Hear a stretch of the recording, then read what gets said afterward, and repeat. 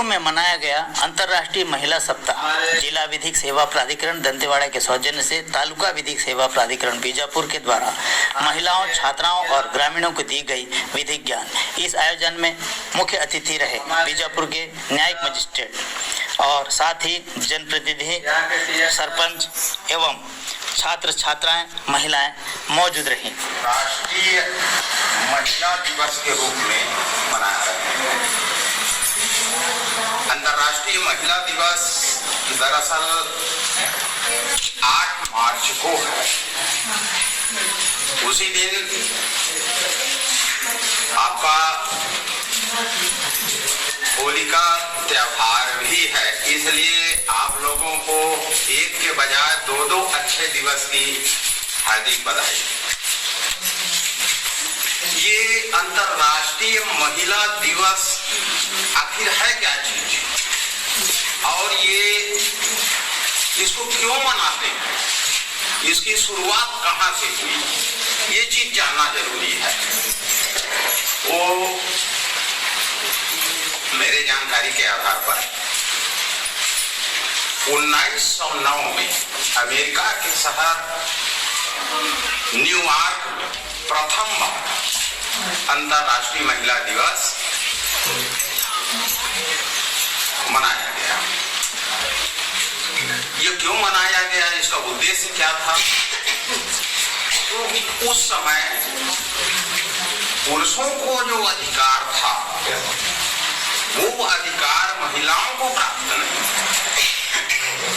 इसलिए पुरुषों के समान अधिकार दिलाने के लिए तथा मताधिकार भी दिलाने के लिए, कानून में सभी अधिकार पुरुषों के समान दिलाने के लिए महिला अंतर्राष्ट्रीय महिला दिवस मनाया गया। भारत में पहली बार माननीय सरोजिनी नायडू को इसका अवसर प्राप्त हुआ और भारत की सर्वप्रथम महिला राज्यपाल बनने का गौरव प्राप्त हुआ और हम लोग 13 फरवरी को उनके जन्मदिन के अवसर पर महिला दिवस के रूप में मनाते हैं। सामंता नहीं बैठते, क्यों? क्योंकि सब अपने अपने काम में व्यस्त होते हैं। संगठन में एक शक्ति होती है। भारत का जो भी कानून बनता है वो सारे कानून में लोगों की राय ली जाती है और लोगों की राय ली तो जाती है, लेकिन क्या सभी लोग राय दे पाते हैं? सभी लोग राय नहीं दे पाते हैं। क्यों नहीं दे पाते हैं? क्योंकि सभी लोग पढ़े लिखे नहीं होते। लड़कियों को परिवार वाले पढ़ाते नहीं थे। आपने दादी से सुना होगा कि लड़की घर का चूल्हा फूकेगी, उसको पढ़ने की क्या जरूरत है? उस सोच को बदलने की जरूरत है और उस सोच को बदलने के लिए संविधान में प्रावधान किया गया कि 14 साल से जो कम के बच्चे हैं सभी को अनिवार्य प्राथमिक शिक्षा प्रदान की जाए। तो अगर सभी महिलाएं शिक्षित होगी तो सरकार जो कानून बनाती है उसमें जो सुझाव मांगती है उसमें अपनी बात, अपना पक्ष रख सकती है। इसलिए सबसे पहले जरूरी है कि संविधान ने जो हमको पढ़ने का अधिकार दिया है उस पढ़ने के अधिकार का उपयोग हर लड़कियां अपने जीवन में करे और पढ़े। वो एक अलग बिंदु है कि नौकरी मिलेगी कि नहीं, ये सोच के हम नहीं पढ़ेंगे कि हमको नौकरी नहीं मिलेगी। पढ़ने का उद्देश्य सिर्फ नौकरी प्राप्त करना नहीं, पढ़ने का उद्देश्य ज्ञान प्राप्त करना है। ज्ञान प्राप्त करके अपनी बातों को हमको सरकार के सामने रखना है। अगर हम अपनी बात नहीं रख पाएंगे या हम योग्य व्यक्ति को नहीं चुन पाएंगे तो हमारे ऊपर शासन कौन करेगा? वही पुरुष वर्ग करेगा जो नारियों का शोषण करता है। इसलिए आपको आवश्यक है कि आप पढ़ें लिखें, ऐसे व्यक्ति को चुन सकें जो या तो महिला हो या पुरुष हो, तो ऐसा पुरुष हो जो महिलाओं की इज्जत करता हो, सम्मान करता हो, उसके विकास की बात करता हो, समाज में बराबरी का अधिकार देता हो। ये सारा अधिकार हमको संविधान से मिला है ना। लेकिन जैसे इसमें लिखा है कि जन्म प्रमाण पत्र जारी करना, विवाह का पंजीकरण, 2 कागज यहाँ लिखा है। जन्म प्रमाण पत्र क्यों आवश्यक है? जन्म प्रमाण पत्र बताता है कि आपका जन्म किस तारीख को हुआ है, और ये भी बताता है जन्म प्रमाण पत्र कि आपको विवाह किस उम्र में करनी चाहिए। अगर आपको विवाह 18 साल की उम्र में करनी चाहिए, कानून बना है, तो हर व्यक्ति का ये दायित्व है कि वो कानून का पालन करे। अगर वो कानून का पालन नहीं करता है तो क्या करती है शासन? उसको दंडित करती है। तो आप सबको ये याद रखना चाहिए कि लड़कियों के लिए विवाह की उम्र 18 साल है। 18 साल से पूर्व विवाह करना अपराध है। अब प्रश्न उठे, कानून क्यों बनाया गया कि 18 साल की उम्र के लोगों को विवाह करना चाहिए, उसके पहले को नहीं करना चाहिए? शासन में डॉक्टर होते हैं, है ना, अन्वेषणकर्ता अधिकारी तो रिसर्च करते हैं कि किस उम्र में व्यक्ति का बौद्धिक समझ, विकास, शारीरिक मानसिक संतुलन, सोचने की क्षमता, बौद्धिक क्षमता किस उम्र में परिपक्व होती है। उसके आधार पर सरकार क्या करती है? विवाह का उम्र निर्धारित करती है। शासन देखी कि 18 साल से कम उम्र की लड़कियां अगर विवाह करती है तो उसमें मृत्यु दर, जो बच्चे पैदा होते थे उसकी मृत्यु दर बहुत ज्यादा थी, है ना। उस माँ का शारीरिक और मानसिक विकास नहीं हो पा रहा था, इसलिए सरकार को एक कानून बनाना पड़ा कि 18 साल से कम उम्र की लड़कियों को शादी नहीं करना, ठीक है। और इस कानून का आपको पालन भी करना है अपने जीवन में। ये बीजापुर जिले के कुटुबो अंतर्राष्ट्रीय महिला दिवस के रूप में हम लोग यहाँ मनाने का हम लोग विचार किए, और हम लोग इस संबंध में सरपंच साहब और हमारे शीला मैडम से बात करके इस जगह को चुने। तो इसके लिए इतने लोग आए, मैं आप सबका इस महफिल में स्वागत करता हूँ। हमको आपने बुलाकर अवसर दिया, इसका तहे दिल से आभार व्यक्त करता हूँ। और इस महिला दिवस के अवसर पर हमारे बीच में पहुंचे मुख्य अतिथि जगदीश राम जी, मुख्य न्यायिक मजिस्ट्रेट बीजापुर, श्री झा साहब उप संचालक अभियोजन कक्ष, श्री डांगरे साहब सरकारी वकील हैं, और हमारे बीच बैठे सरपंच महोदय, हमारे नीता साहब मैम और सरपंच मैडम, और मेरे प्यारे माता बहनों और बच्चों, आप सबका इस अवसर पे हमको बुलाकर सुनने के लिए और इस मौके पे उपस्थित होकर हमको कुछ आपको समझाने के लिए जो अवसर दिया उसके लिए बहुत बहुत आभार व्यक्त करता हूँ। सबसे पहले जैसे मेरे पूर्व वक्ताओं ने जो बताया, बहुत अच्छी बातें बताई, उसी कड़ी को मैं आगे बढ़ाते हुए 2 शब्द बताना चाहता हूँ। जैसे अपन एक पेड़ लगाते हैं, पेड़ लगाने के बाद भूल जाते हैं, तो वैसे पेड़ के लिए सबसे पहली क्या होती है? पानी। अगर पानी दो तो वो आप सर्दी भी सहन कर लेता है, गर्मी भी सहन कर लेता है, सब चीज सहन कर लेता है। और जैसे जैसे पानी मिलते जाएगा उस पेड़ वो बड़ा हरियाली होते जाएगा, हर मौसम में सीना तान के खड़ा रहेगा। सेम उसी तरह एक बच्चा पैदा होने के बाद 4-6 साल के बाद उसको जैसे जैसे शिक्षा देते जाएंगे, जैसे जैसे उसको हम शिक्षित करते जाएंगे, जिस लेवल का शिक्षा देंगे उस प्रकार का वो बच्चा है, महिला हो या पुरुष हो, चट्टान की तरह खड़ा रहेगा, हर समस्या को अपना और सामना करेगा कि नहीं करेगा। तो इसीलिए सबसे पहले मेरा आपसे गुजारिश है कि अभी बहुत सारी बच्चे तो स्कूल भेज देते हैं, लड़कियों को नहीं, हमारे घर में कौन चूल्हा फूकेगा, कौन खाना बनाएगा, गाय चराने कौन जाएगा।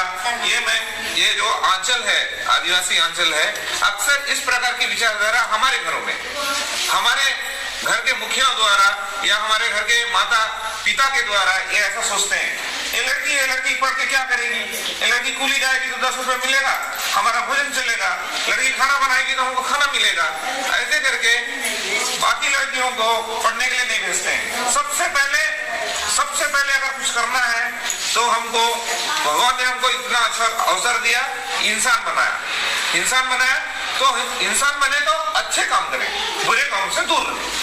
इसलिए कहा जाता है कि दुनिया में सबसे अच्छी जीव तो बहुत सारे हैं, सबसे अव्वल नंबर है इंसान। तो उसको सोचना है, ईश्वर ने हमको कुछ सोच के बनाया, तो हम क्या सोचें, हम कैसे बनाए समाज को, हमारा क्या दायित्व है। ये नहीं सोचना है कि हम क्या कर सकते हैं, सुने, हम क्या नहीं कर सकते, सब कर सकते हैं, ये मन में रहना। कब होगा ये? जब हम पढ़ेंगे, लिखेंगे, अच्छी शिक्षा प्राप्त करेंगे। महिला दिवस के उपलक्ष्य में और साथ ही हमारे सामने होलिका की त्योहार है, आप सभी को महिला दिवस एवं होलिका त्योहार का गाढ़ा गाढ़ा बधाई देती हूँ।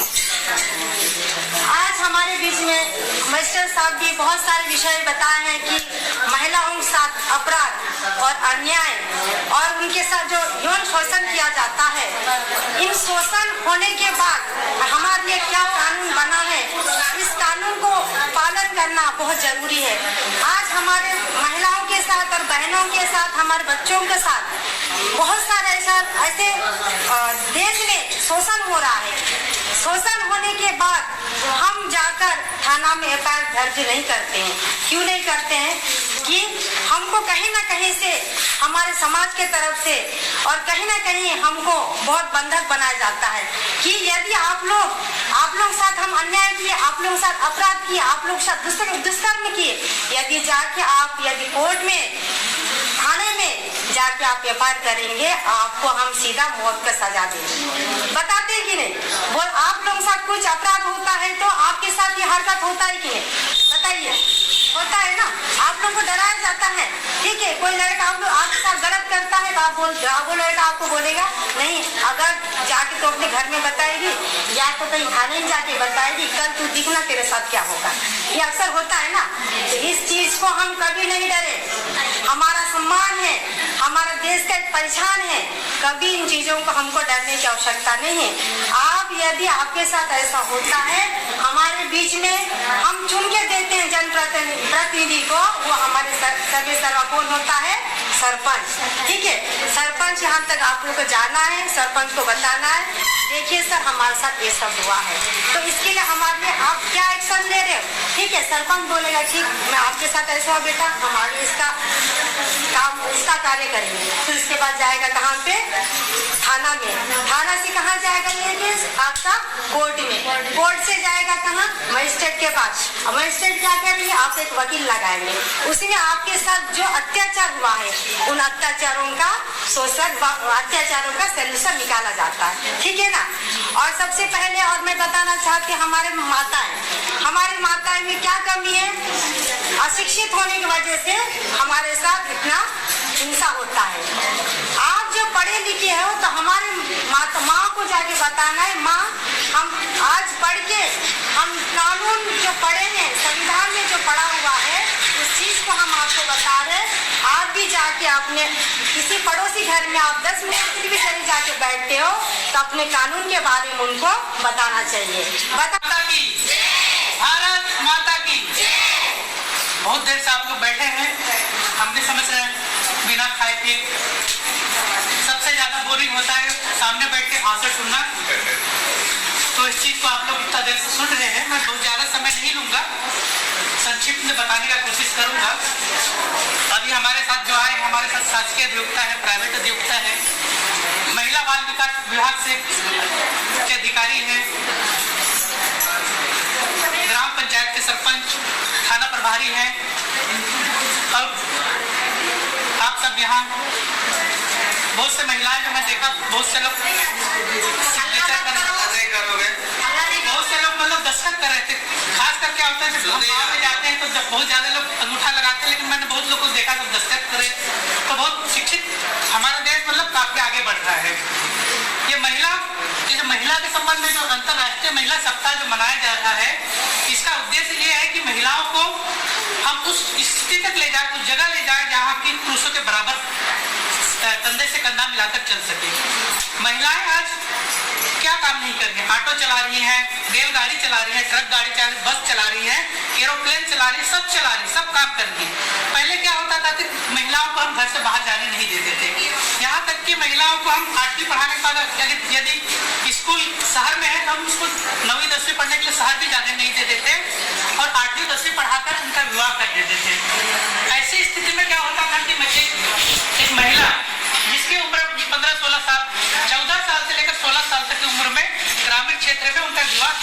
जाता था। अब ऐसी स्थिति विवाह होने के बाद लड़की अपने ससुराल जाती थी और ससुराल जब जाती थी तो बहुत जल्दी माँ बन जाती थी और एक बड़ा परिवार संभालने में उसको दिक्कत होता था। जैसे हमारे झा साहब ने कहा कि एक छोटी सी उम्र में माँ बनने पर उसका शारीरिक स्थिति बहुत कमजोर हो जाती है और एक बड़ा परिवार को संभालने में बहुत सक्षम नहीं होती थी। तो ये सब चीज को देखते हुए महिलाओं के लिए जो शादी का उम्र है उसे 18 वर्ष किया गया। शिक्षा में भी इसी प्रकार है। शिक्षा आज हर स्त्री और पुरुष के लिए बहुत जरूरी है, क्योंकि शिक्षा ही वो जगह है, शिक्षा ही वो चीज है जो आपको एक अच्छी चीज, मतलब एक कुछ ना कुछ आपको उससे हासिल होता ही है। जैसे कि अभी मैडम ने कहा कि शिक्षा से सिर्फ नौकरी ही नहीं मिलेगा, हर किसी को नौकरी मिलेगा ही नहीं, क्योंकि 1 लाख में 100 पोस्ट रहता है, 150 पोस्ट रहता है, तो सिर्फ 150 लोगों की नौकरी मिलेगा। बाकी लोगों को क्या होगा, कुछ ना कुछ रोजगार करना पड़ेगा, कुछ व्यवसाय करना पड़ेगा, बिजनेस करना पड़ेगा, क्योंकि सभी को तो नौकरी मिलेगा नहीं। तो ये बिजनेस जब करेगा तो क्या काम आएगा, उसका शिक्षा काम आएगा। नौकरी करेगा तब क्या काम आएगा, शिक्षा काम आएगा।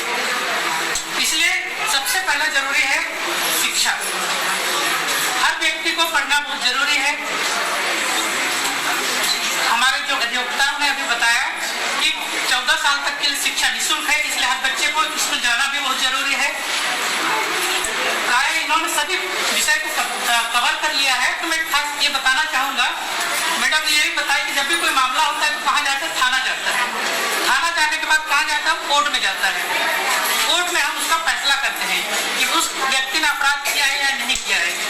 कई बार क्या होता है कि हम ग्रामीण क्षेत्र वाले हैं कि कुछ मामला बन गया तो हम सोचते हैं कि कोर्ट जाएंगे तो हम वकील कैसे रख पाएंगे, हम अधिवक्ता का फीस कैसे देंगे। तो इसके लिए विधिक सेवा प्राधिकरण है, जैसे हमारे जो बेमेतरा में है तालुका विधिक सेवा प्राधिकरण, ये तालुका विधिक सेवा प्राधिकरण है बेमेतरा है बीजापुर में, और दंतेवाड़ा में है जिला विधिक सेवा प्राधिकरण, और बिलासपुर में है राज्य विधिक सेवा प्राधिकरण, दिल्ली में है राष्ट्रीय विधिक सेवा प्राधिकरण। तो जो विधिक सेवा प्राधिकरण का काम ये रहता है कि जो भी व्यक्ति अपना अधिवक्ता नियुक्त नहीं कर सकता है, अपने केस का पैरवी नहीं कर सकता है, ऐसे लोगों को शासन की ओर से निःशुल्क अधिवक्ता उपलब्ध कराता है, और उस अधिवक्ता का जो भी केस में जो खर्चे आते हैं उस खर्चे को शासन द्वारा दिया जाता है। तो मैं मतलब कोई व्यक्ति ये नहीं कर सकता कि मैं गरीबी के कारण अपना केस पैरवी नहीं कर पाऊंगी, अधिवक्ता नियुक्त नहीं कर पाऊंगी। तो शासन सभी के लिए व्यवस्था बना के रखा है। और जैसे बताया कि पीड़ित कोई महिला है, उसके साथ कोई घटना हो गया है, उसके साथ जब वो बयान देने जाएगी, कोर्ट में जाएगी, तो उनके साथ में शासकीय वकील रहता है। जैसे हमारे जो दोनों सरकारी वकील साहब हैं, ये लोग आपकी ओर से लड़ेंगे, और जो मुलजिम की ओर से रहता है उनको खुद अधिवक्ता नियुक्त करना पड़ता है। यदि वो एक मुलजिम भी यदि अपना अधिवक्ता नियुक्त नहीं कर पाता है, शासन की ओर से उसको भी हम अधिवक्ता देते हैं, ताकि दोनों पक्षों को बराबर का मौका मिले, उसे ये महसूस ना हो कि वो अधिवक्ता नियुक्त नहीं कर पाया, केस हार गया, और या फिर कुछ अपने आर्थिक स्थिति के कारण वो अपने केस का पैरवी नहीं कर पाए, इसके कारण से सजा हो। ऐसा हमारे संविधान में नहीं लिखा है। हमारे संविधान का ये आशय है, ये उद्देश्य है कि हर व्यक्ति को बराबर कानून का अधिकार मिले, सभी को समानता का अधिकार मिले। कोई व्यक्ति सिर्फ पैसे के लिए या किसी अन्य कारण से पीछे ना रह जाए। यदि हम महिला और पुरुष दोनों को एक जगह देखना चाहते हैं तो पहले हम ये देखेंगे कि भाई हम अपने बच्चे को कहाँ क्या कर पाते हैं। बच्चे को सबसे पहले अपने महिला और पुरुष, तो लड़का और लड़के दोनों को बराबर शिक्षा दें। कम से कम ग्रेजुएशन जरूर कराएं, उसके बाद ही उसका विवाह करें, क्योंकि जब एक लड़की ग्रेजुएशन की रहती है तब वो क्या है, इतना परिपक्व हो गई रहती है कि बाद में वो खुद अपने सोचने समझने की इच्छा शक्ति से कुछ ना कुछ व्यवसाय कर सकती है, कोई सिलाई कढ़ाई कर सकती है या कोई अन्य रोजगार कर सकती है, यदि नौकरी नहीं मिलती है तो। गाँव में पंचायत चुनाव लड़ सकती है, सरपंच बन सकती है, जैसे कि आप लोग देखें यहाँ पे महिला सरपंच है। महिला बाल विकास अधिकारी के जो अधिकारी आए हैं, महिला अधिकारी हैं। अभी अभी हमारे आपकी प्रतिनिधि ने ये बताया कि जो हमारे देश के जो सबसे प्रथम नागरिक है, राष्ट्रपति है, वो महिला राष्ट्रपति है। उड़ीसा के हमारे जो बगल राज्य उड़ीसा के रहने वाली है राष्ट्रपति मुर्मू जी, और खासकर आदिवासी महिला है। तो उड़ीसा के रहने मतलब उड़ीसा जैसे क्षेत्र से रहकर तो देश के सबसे बड़े सर्वोच्च पद पर जाकर बैठी है एक महिला, तो हम क्यों नहीं कर सकते, आप क्यों नहीं कर सकते। मन में एक ठान के चलिए कि हमको आगे बढ़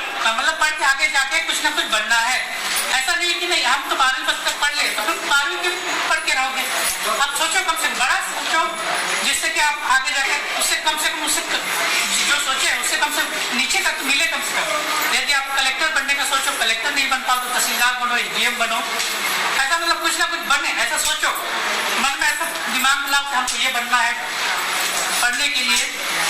और गांव की जो महिलाएं यहाँ जो बैठे हैं उनसे मैं ये कहना जरूर चाहूँगा कि जो आपकी जो लड़कियाँ हैं, जो 9 साल से कम उम्र की जो लड़कियाँ हैं, उनके लिए जो क्या योजना पैसा जमा करती है,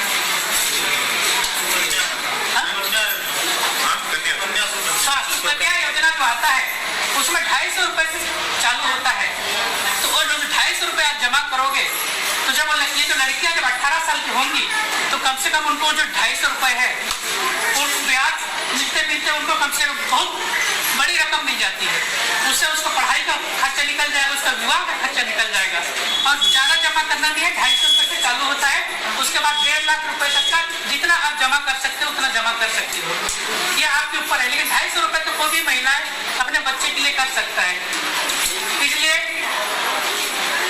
यदि आपके यहाँ की लड़की बच्ची है तो इस योजना का लाभ जरूर ले। और इस योजना के तहत जो पैसा जमा होता है उसमें कोई टैक्स नहीं लगता है।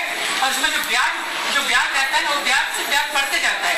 जैसे चक्रवृद्धि ब्याज होता है तो ब्याज बढ़ता है, ये ब्याज अगले साल फिर वो ब्याज और बढ़ते जाएगा। तो मतलब इसमें आप बहुत ज्यादा ब्याज इस योजना के तहत जितना ब्याज मिलता है इतना ब्याज और किसी भी विभाग में नहीं मिलता, किसी भी योजना में नहीं मिलता है।